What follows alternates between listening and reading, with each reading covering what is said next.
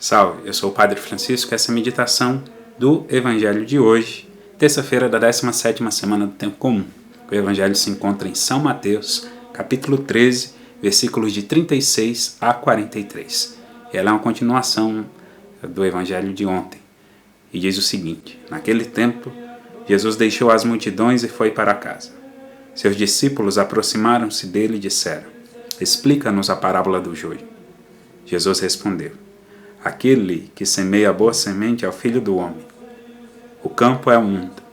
A boa semente são os que pertencem ao reino. Os joios são os que pertencem ao maligno. O inimigo que semeou o joio é o diabo. A colheita é o fim dos tempos. Os ceifadores são os anjos. Como o joio é recolhido e queimado ao fogo, assim também acontecerá no fim dos tempos. O Filho do Homem enviará os seus anjos, e eles retirarão do seu reino todos os que fazem outros pecar e os que praticam o mal. E depois os lançarão na fornalha de fogo. Ali haverá choro e ranger de dentes. Então os justos brilharão como o sol no reino de seu Pai. Quem tem ouvidos, ouça. Queridos irmãos, nós temos nosso Senhor Jesus Cristo a interpretar a parábola do joio para os seus discípulos mais próximos. Lembremos que o sentido ali das parábolas ficava um pouco que oculto à maioria das pessoas. Era preciso, de fato, primeiro reconhecer a Cristo como o Senhor para entender qual é o contexto e o que ele queria transmitir a partir das parábolas. Muitos teólogos até discutem se era a intenção de Jesus que eles não entendessem ou se isso era algo acidental. Mas o que importa é que tudo em relação a Deus é envolto em mistério. E a parábola ela é capaz de ir além de uma mera compreensão racional, de um discurso meramente racional. Assim, ela vai ao encontro da fé, por assim dizer. E aí nós temos nosso Senhor Jesus Cristo a explicar essa parábola, se referindo ao diabo como maligno que semeia a semente ruim.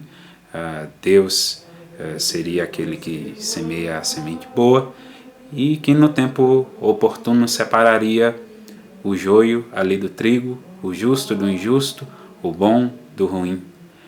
O mesmo Deus que promete que há de cumprir a sua justiça é aquele que espera o tempo oportuno para que as pessoas se convertam. E aí o reino, pelo menos a nível temporal, vamos dizer assim, não plenamente manifestado, seria como que esse corpo misto de pecadores e de santos, e que só seria devidamente separado assim pelos seus anjos após o julgamento final. E a consequência desta visão para nós é que nós não podemos julgar uns aos outros. O julgamento só cabe a Deus. Seria como uma usurpação da nossa parte nos colocarmos no direito de julgar alguém. Embora às vezes sejamos mestres em reparar na miséria alheia, essa miséria não nos pertence. Então é preciso que entreguemos a Deus as feridas dos nossos irmãos, as coisas que eles precisam crescer e melhorar, e não nos deixar levar por comentários, fofocas e todo tipo de julgamento que vai desde aquele expresso verbalmente àquele que nós fazemos no fundo do coração. Todos eles, sem exceção, testemunham contra nós diante de Deus. Com a mesma medida que julgamos, nós seremos julgados. E que possamos seguir o exemplo de Deus que nos promete, de fato, cumprir a sua justiça de modo pleno, quando da segunda vinda de nosso Senhor Jesus Cristo, mas tem toda paciência e longanimidade em relação aos pecadores, até que isso se cumpra, dando uma oportunidade para todos nós a que nos convertamos, que corrijamos as nossas falhas. Se Deus age de misericórdia para conosco, quem somos nós para não agirmos com misericórdia em relação aos nossos irmãos? Assim seja. Amém.